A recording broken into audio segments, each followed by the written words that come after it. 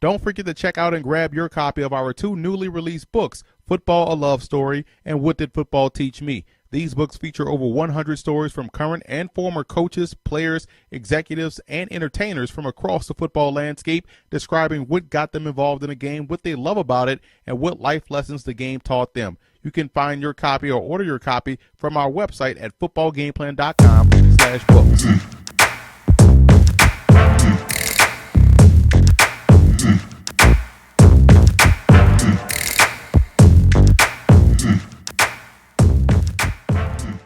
Before we get started with the mock draft, you know we have to take a look at my mock draft rules. And number one, this mock is based off what I would do and what I think the team needs are for each particular team. And it's not indicative of where I think these players will actually go in April's draft. And these are not my final rankings. I'm actually starting my prospect rankings breakdown now. So I'm breaking down all of the film for all of these prospects in this year's draft class. So don't get caught up in, oh, you have this receiver ahead of this receiver or this quarterback ahead of that quarterback. These are not my final rankings, and the draft order, picks 21 through 31, are just random based off the record and are as current as today when we're filming this mock draft. And number four, remember, it's a mock draft. Chill out. Don't be all up in my mentions with your feelings and stuff like that. Talking about you had our team picking this. It's a mock draft. Chill out, enjoy, sit back, comment. Let's go back and forth. Let's discuss this thing if you disagree in a proper way and not like a fanboy, tender feelings type of a person. Just hit me up on Twitter at FBallGamePlan if you have any questions. And we have some exciting news coming down the pike at Football Game Plan. We will be opening up Football Game Plan Scouting. This will be a section of our website where you'll find all of our scouting notes from the live games that we attend throughout the course of a football season, prospect notes on the upcoming draft, all 22 breakdown, and we'll cover high school football, college football in the draft, pro football scouting as well. That's NFL, Canadian, Arena, international football. So be sure to follow the Twitter handle FBGP Scouting, our YouTube channel at youtube.com/FBGP Scouting, and bookmark the website footballgameplan.com/FBGP Scouting. And we're going to update and roll out all of these things in that order. So from Twitter to the YouTube channel, which is already up and running with one Trayvon Boykin breakdown that we did in the summer. So you got a sneak preview of that. And we're excited about it, so you should be as well. In my opinion, you have to take guys that can impact the game, guys that can score the ball or take the ball away. And while I like Laramie Tunsil out of Ole Miss, he can't impact the game for Tennessee like defensive end Joey Bosa can. And Bosa can come in and impact this football team from day one. He's a scheme-diverse player and will have a long, productive NFL career. The Browns need game breakers on their football team and no threats at this moment on the flanks. Adding Laquan Treadwell out of Ole Miss plus getting Josh Gordon back definitely changes that and would make, in my opinion, Johnny Manziel a much better quarterback.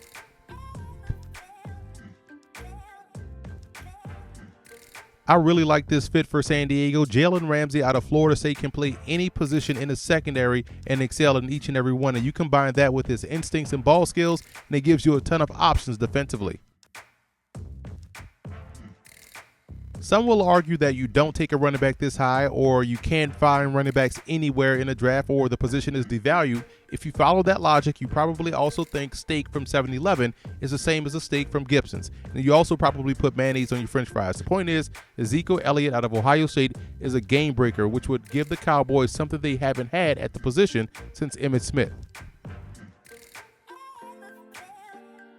I believe Vernon Hargreaves III out of Florida will grade out for me as probably the most polished defensive back I've seen in quite some time, and I think he and Aaron Colvin will form a tremendous duo for Jacksonville. The Ravens have to bolster their offensive line, and they now have the best and most athletic in the draft in Laramie Tunsil out of Ole Miss. He's a day one starter and an instant upgrade at the position. San Francisco is another squad in need of offensive line help, and I like the flexibility of Notre Dame's Ronnie Stanley. He's a tremendous athlete that can play either tackle spot. I'm a big fan of Miles Jack's game. I think he can play all three linebacker spots, excelling on both ends of defense, which gives Miami a player that can serve many different roles as a rookie. The Buccaneers need defensive help, and I think the back end is a little bit more in need than anywhere else on this defense, so Clemson's cornerback Mackenzie Alexander makes a ton of sense here. He's a guy that's as polished and talented as Vernon Hargreaves III and would immediately help out at corner. A common theme around mock drafts would be giving the Giants a linebacker. They've needed an impact guy there for about 5 to 7 years, and adding Reggie Ragland out of Alabama changes that instantly. Defensive help, I think, is Chicago's biggest need, and I like what A'Shawn Robinson out of Alabama brings to the table and can play anywhere up front in that Bears 3-4 defense. I think this would be a good, solid selection for Chicago. The Saints could use a ton of help defensively, and I'm a firm believer that the front end helps out the back end, and UCLA's Kenny Clark has a variety of ways of getting to the quarterback. He can get there so fast to where the refs won't even have enough time to call holding on Brandon Browner. The Eagles lack threats at wide receiver, and Baylor's Corey Coleman gives them that. Moving Riley Cooper out of the paint completely and having a Coleman, Huff, Aguilar, and Matthews quartet sounds a lot better to me. I like the direction the Oakland Raiders are heading in. They've drafted well, and I think adding a talent like Oregon's defensive end DeForest Buckner helps keep them going that way. I like the trio of young rushers that they have right now with Mack, Edwards, and Autry, and it also softens the loss of Aldon Smith until he returns. I think Cordell Jones is the only quarterback I would rather roll the dice on in round one. His game is tailor-made for the pro game, which is what you saw in 2014. It's not tailor-made, however, for the read option game, which is what you saw in 2015. Also, please find me a tape of him losing a game at Ohio State because I would love to check that out. I do think the Rams are a good, tough gamer at quarterback away from being a serious threat in that division, and in my opinion, Cordell Jones, aka 12 gauge, gives them that. I think the Lions have built a young core of offensive linemen in recent years. Ohio State's Taylor Decker at tackle, in my opinion, helps complete that process, and Matthew Stafford would definitely co-sign on this selection. I really like the game of USC's Sua Cravens, and I really like the fit for the Atlanta Falcons. Cravens can help at both the second and third levels and gives head coach Dan Quinn a ton of options and defensive flexibility. When it's all said and done, I'm pretty sure Kyle Friend out of Temple will grade out as my #1 center prospect this year. And like the Titans' Andy Galick out of Boston College last season, I think Friend is the most complete center in the country. Whether the Bills keep Mario Williams or not, it makes sense to add another pass rusher on the defensive line. I like the way Shaq Lawson out of Clemson goes about his business. He has good all-around game and would be a welcomed addition to Buffalo's defense. Speaking of pass rusher, the Jets need one at the second level, and in comes Eastern Kentucky's Noah Spence, the 6'3", 260-pound edge rusher and former Ohio State Buckeye, brings that game-changing ability to the table and would instantly become an impact player. Vidal Alexander out of LSU will be an upgrade on the inside for the Houston Texans, and I didn't go quarterback here because I feel as though, especially for this mock draft, they could get a guy in round 2. Strengthen your offensive line first and get your quarterback in the later round. I'm a big fan of Ohio State's cornerback Eli Apple. He has great skills on both ends of defense, tackling and coverage, and also tremendous instincts and competitiveness, and I think that would be a perfect fit just outside of the nation's capital in Landover, Maryland.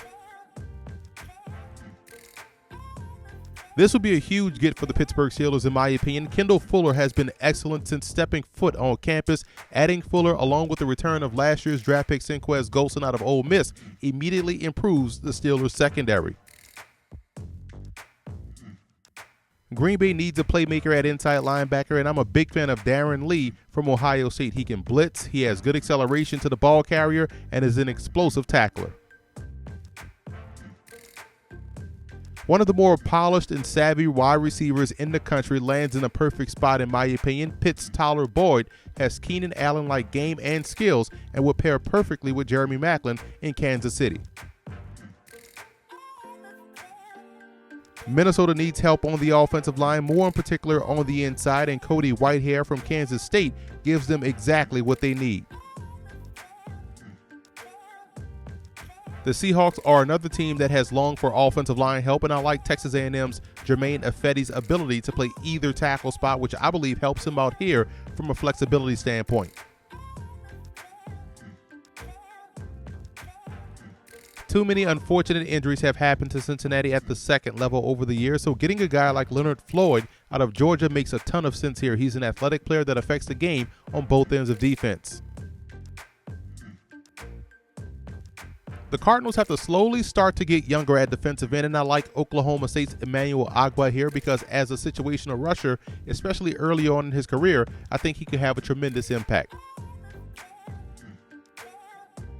I think a place like Denver with guys like Von Miller, DeMarcus Ware, Shaquille Barrett would be a great fit for Robert Nkemdiche out of Ole Miss. Nkemdiche is a guy that's a scheme-diverse player who can play multiple spots up front, and as a rotational piece early on a la Emmanuel Ogbah, he could be tremendous. I have the Carolina Panthers adding help at cornerback with Alabama's Cyrus Jones. He's a fluid athlete that has quietly been the Tide's best corner the last 2 seasons, and add the fact that he brings both ball skills and return skills to the table, it'll give the Panthers a great young trio of corners in Jones, Josh Norman, and Benabin Wickery. In round 2, I have the Patriots getting help for Tom Brady with Arkansas tight end Hunter Henry, and Henry and Gronk would make life rough for opposing defenses next season while giving Brady yet another valuable weapon over the middle of the field.